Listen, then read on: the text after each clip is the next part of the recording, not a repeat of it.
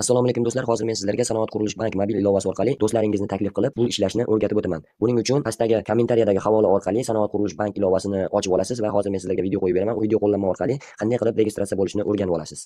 Ilovaga birinchi kirganingizda til tanlash bo'limi chiqadi. Bu yerdan o'zingizga qulay bo'lgan xohlagan bitta tilni tanlaysiz va telefon raqamingizni kirgizib, SMS kod orqali tasdiqlaysiz. Shundan so'ng keyingisi tugmasini bosganingizdan so'ng ushbu oyna ochiladi. Bunda o'zi yozilgani kabi birinchisiga ismingizni, ikkinchisiga familiyangizni yozasiz.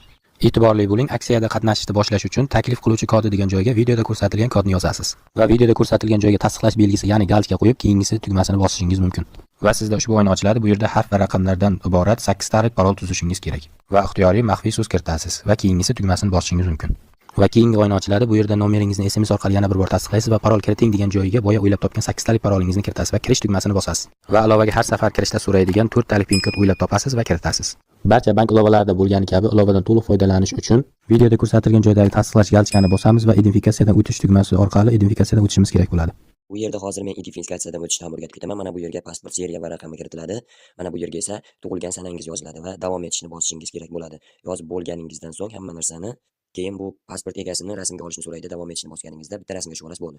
Barchasini bajarib bo'lganingizdan so'ng mana shunday oyna ochiladi va mana bu yerda taklif uchun bonuslar degan joyini bosasiz va bu yerda sizning promo kodingiz chiqadi. Mana shu promo kod orqali do'stlaringizni taklif qilib, har bitta taklif qilgan do'stingiz uchun pullarni ishlab olishingiz mumkin bo'ladi.